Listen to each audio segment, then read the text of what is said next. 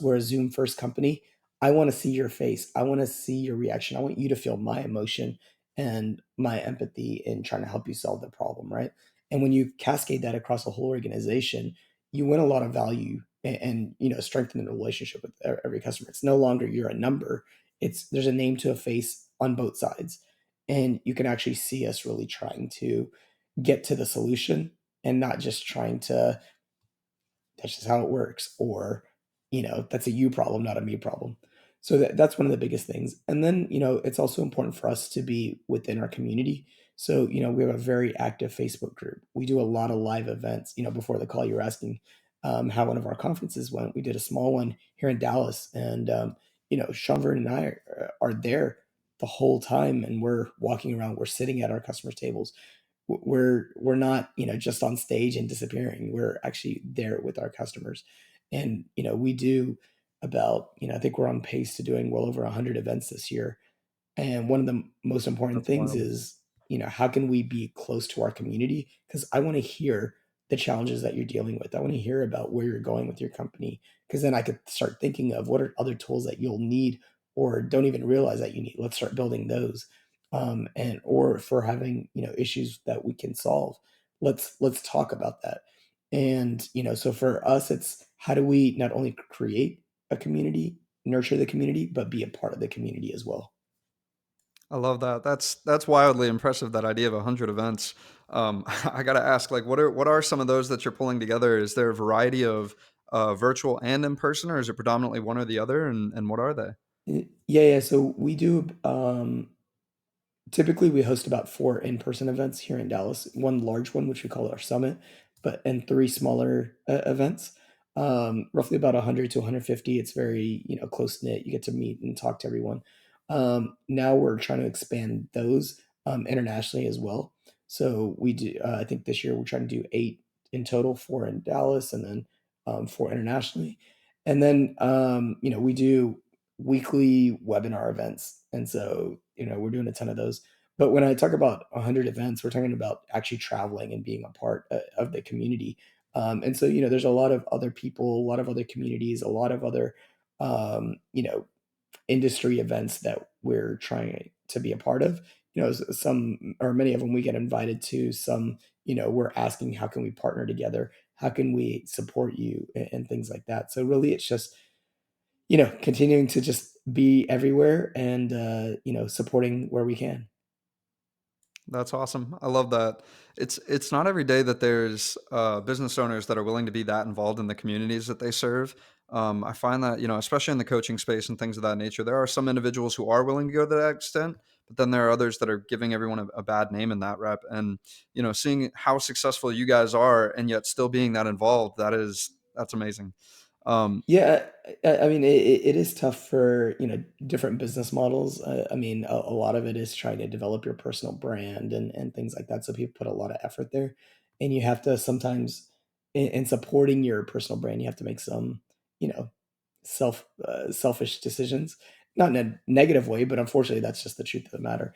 And for us, when we started the company, it was always, we really don't have any interest being public figures at that top level. We're good with stepping behind the scenes. So how do we build a company that we can just, keep doing what we do and what we enjoy? Let other people put their brands out there because their brands are way stronger than us. Let them put their names on the software. Let them, promote it as much as they want. And then from there, it's how do we just support the community? Because rising tides lift all boats, right? So that's the way that we designed our business and how we made it successful for us.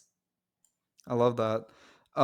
So diving more into kind of the overall strategy, you have the way that you're getting discovered is word of mouth and referrals, adding value to the community, having conversations face to face with them to nurture those relationships.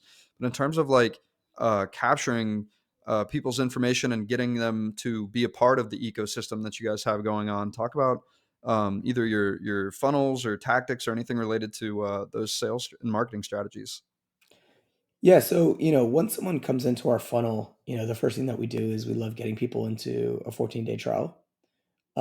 Immediately when they come into the trial, we're doing a couple of different things. One, of course, we're emailing and trying to get a hold of you, But one of the biggest value points that we have is having our live Zoom rooms.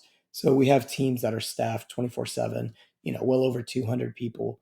And the idea is that as soon as you come into our software, we want you to come into the Zoom room, talk to us, get a thorough demo, and make sure that's the right product for you.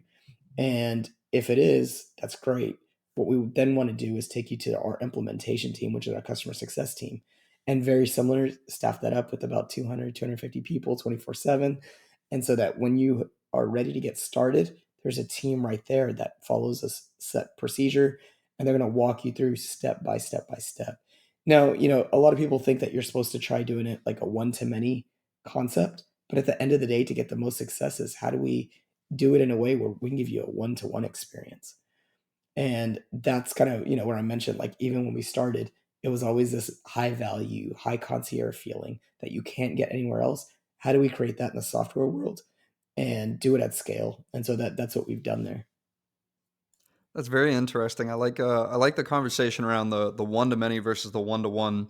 I've been going to church a lot recently, and the pastor's message has been around the conversation of doing it one at a time, right? Like that is his whole theme right now.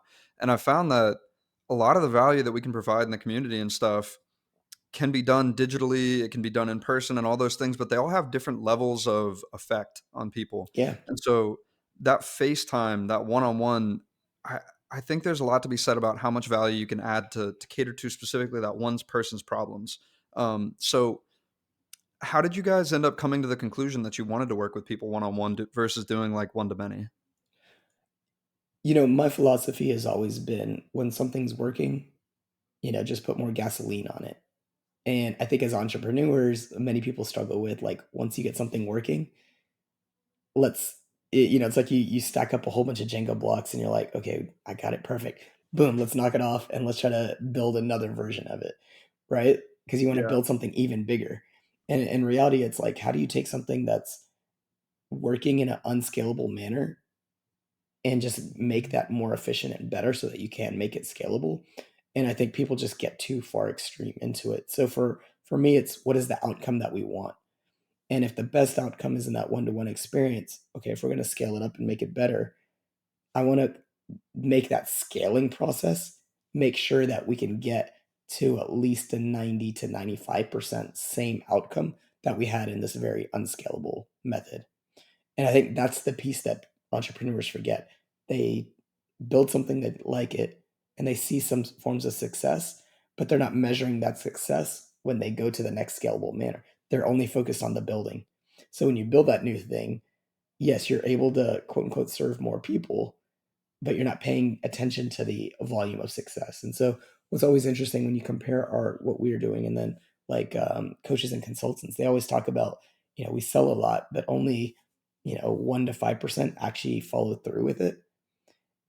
I think if you kind of look at the business model for some of those that say that, it's truly because they got away from when they were small. You could have these personal interactions, and they never looked at, like, okay, when I scaled it up, how do I still create that same version or that same effect? Because it shouldn't be 1 to 5, and you shouldn't be fighting for the 1 to 5. You should be figuring out how to get that to an even greater number. If you want to save time on watching all the episodes, but still get all the gold nuggets that we find from interviewing these 7, 8, and 9 figure entrepreneurs, then you can get all of that inside of the 2 Comma Club newsletter. Just go to 2ccnewsletter.com and subscribe.